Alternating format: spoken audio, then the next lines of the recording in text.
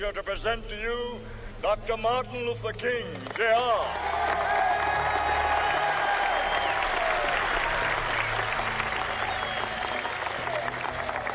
I am happy to join with you today in what will go down in history as the greatest demonstration for freedom in the history of our nation.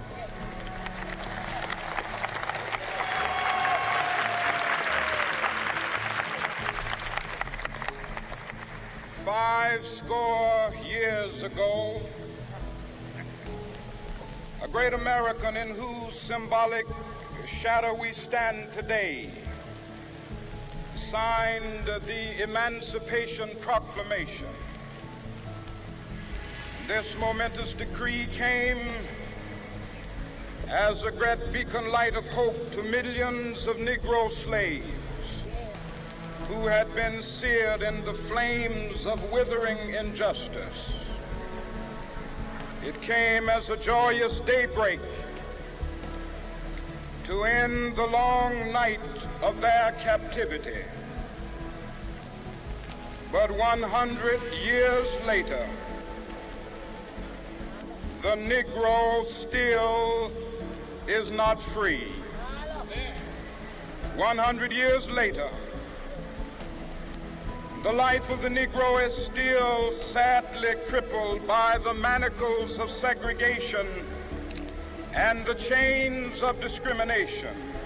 100 years later, the Negro lives on a lonely island of poverty in the midst of a vast ocean of material prosperity.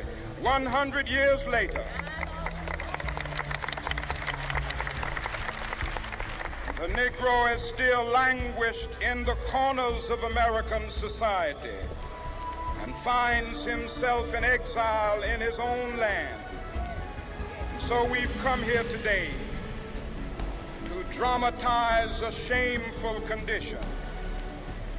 In a sense, we've come to our nation's capital to cash a check. When the architects of our republic wrote the magnificent words of the Constitution and the Declaration of Independence, they were signing a promissory note to which every American was to fall heir. This note was a promise that all men, yes, black men as well as white men, would be guaranteed the unalienable rights of life, liberty, and the pursuit of happiness. It is obvious today that America has defaulted on this promissory note insofar as her citizens of color are concerned. Instead of honoring this sacred obligation, America has given the Negro people a bad check, a check which has come back marked insufficient funds.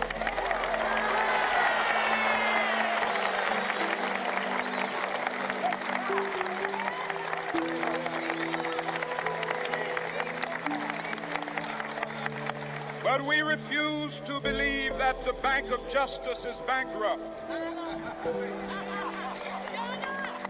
We refuse to believe that there are insufficient funds in the great vaults of opportunity of this nation. So we've come to cash this check, a check that will give us upon demand the riches of freedom and the security of justice.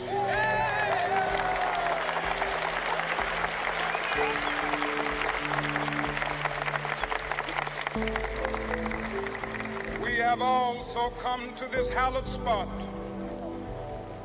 to remind America of the fierce urgency of now. This is no time to engage in the luxury of cooling off or to take the tranquilizing drug of gradualism.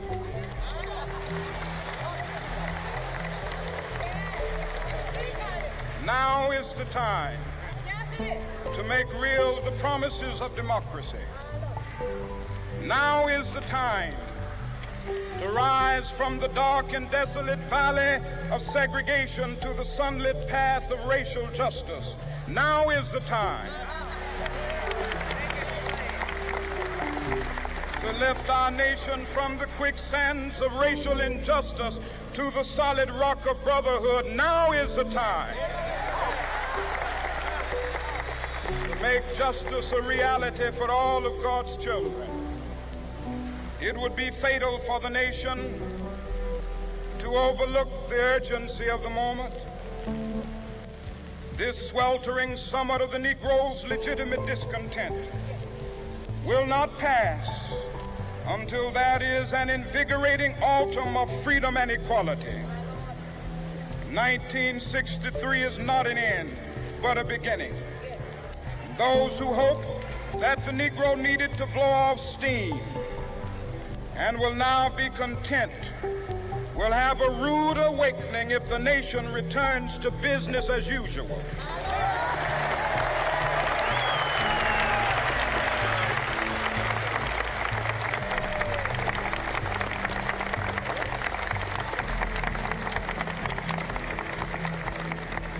There will be neither rest nor tranquility in America until the Negro is granted his citizenship rights. The whirlwinds of revolt will continue to shake the foundations of our nation until the bright day of justice emerges. But that is something that I must say to my people who stand on the warm threshold which leads into the palace of justice. In the process of gaining our rightful place, we must not be guilty of wrongful deeds. Let us not seek to satisfy our thirst for freedom by drinking from the cup of bitterness and hatred.